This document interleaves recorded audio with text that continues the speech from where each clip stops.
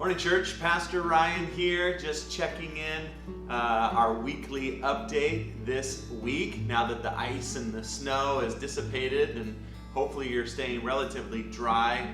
We really enjoyed our worship gathering this last week. It was just great to see everybody worship together. And we're continuing to reflect on our vision as a church to love God, love people, and serve both. And so I want to encourage you, if you haven't picked up one of these stickers, we have them here at the church building. Pick up a couple, and the challenge is to put those somewhere where you're going to see those and be reminded in the midst of your week to love God, love people, and serve both. We really believe in our vision statement and why we exist as a church. And we believe not only, in that on Sunday mornings and the ministries we do in our church, but we hope that wherever you are, this would be a reminder to you. So a couple ways that you can love God and love people this week in the life of our church. Just things for you to know that are happening. We're really excited about our year of Sabbath coming up. This is a phenomenal way to not only experience the love of God, but practice our love for God in resting and stopping and finding that intentional period of rest once a week to slow down, to stop, and to be present with God. And so you're going to be hearing more about that in the upcoming month. But next Wednesday, beginning next Wednesday, is going to be a women's study called Breathe, which is based on a study by Priscilla Shirer that focuses on Sabbath and Sabbath practices. So if you're a woman and are available Wednesday mornings at 10 a.m., we would love to have you join us.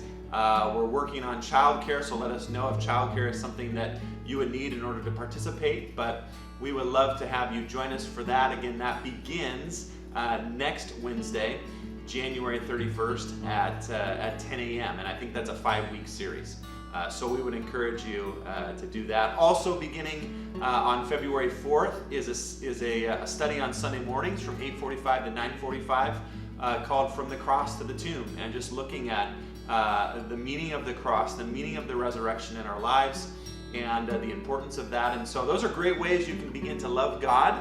A couple ways you can love people. The first is our Let's Eat ministry is humming, and it's wonderful. And so if you're looking for a place to have a meal just like a home-cooked meal, come and join us on a Wednesday night. You can serve the meal, you can help prep, you can clean up, you can host a table. But if you've never been before, I'd encourage you just to come and eat. It's wonderful, and it's a phenomenal environment. You can also continue to bring warm clothes for our guests that need it.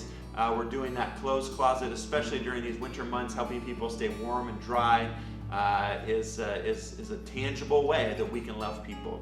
Second way you can love people, parents of kids in our church, kid ministry, volunteers and team, and anyone interested in learning more. We're going to be doing a short just conversation meeting right after worship on Sunday, February 11th. I know it's Super Bowl Sunday. It's not going to take very long, but we want to just communicate with you, hear from you, get some suggestions, some feedback, some ideas about how we can continue to equip you as parents and as kid ministry team members to help cultivate lifelong followers of Jesus in our kid ministry. So if you're a parent, plan to join us. We'll have something for the kids to do that'll be fun.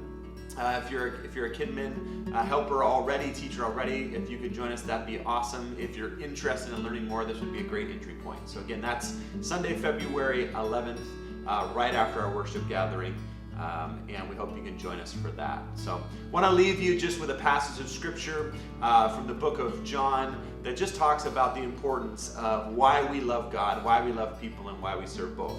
Jesus, on his last night with his disciples in John 13, says this. He says, "A new command I give you, love one another. As I have loved you, so you must love one another. By this, everyone will know that you are my disciples, if you love one another." So loving God, loving people is not just for us, not just for our benefit, but also for the benefit of those around us and for the witness that we bring to the world. And Jesus here reminds us that if we love one another, that's how the world will know we belong to him. So may God be with you. May he nudge you, encourage you as you seek to love God, love people, and serve both today.